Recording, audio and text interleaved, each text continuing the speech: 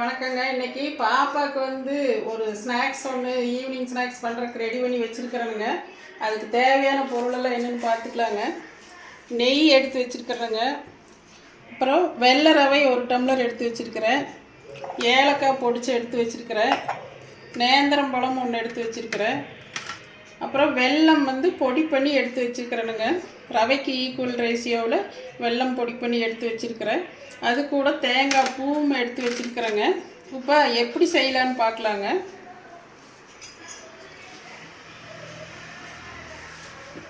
இப்போ வடைச்சட்டியில் நெய்யை ஊற்றிக்கலாங்க.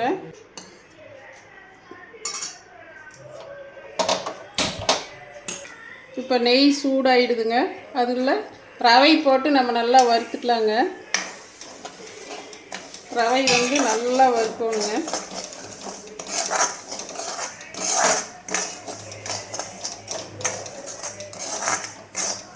ரவை நெய்யில் நல்லா வறுவட்டுடுதுங்க. இப்போ ஸ்டவ் ஆஃப் பண்ணிடலாங்க. ரவை நல்லா வறுவட்டாச்சுங்க. அதை வேறு ஒரு பாத்திரத்தில் மாற்றிக்கலாங்க. இப்போ வெல்லம் நான் பவுட்ரு பண்ணி வச்சுக்கிறேன் இல்லைங்களா, அந்த வெல்லத்தை அந்த ரவை கூட ஆட் பண்ணிக்கலாங்க. போட்டுட்டு ஏலக்காய் பவுடரும் கொஞ்சம் போட்டுக்கலாங்க.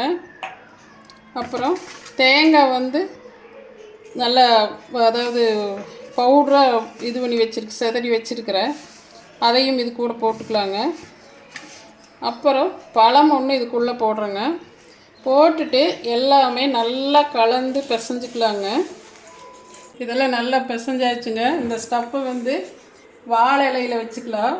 வாழை இலையில் வச்சு நல்லா இப்படி கொஞ்சம் அதை ஸ்ப்ரெட் பண்ணி விட்டுட்டு அப்புறம் இலையை அப்படியே மடிச்சிடலாங்க.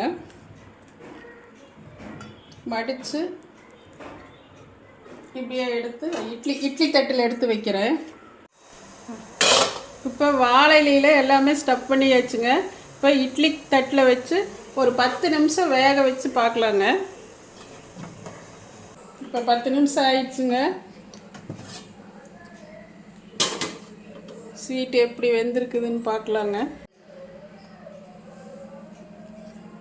அந்த ஸ்வீட் எப்படி இருக்குதுன்னு பார்க்கலாங்க. இது நல்ல இலையோடு சேர்ந்து செமையாக வந்திருக்குதுங்க.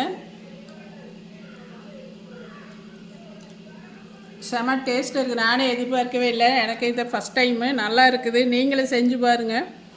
குழந்தைகளை ஸ்கூல்லேருந்து வரும்போது செஞ்சீங்கன்னா அவங்களும் விரும்பி சாப்பிடுவாங்க. இது நல்ல ஒரு ஹெல்த்தியான ஃபுட்டு, ஸ்வீட்டுன்னு கூட சொல்லாங்க.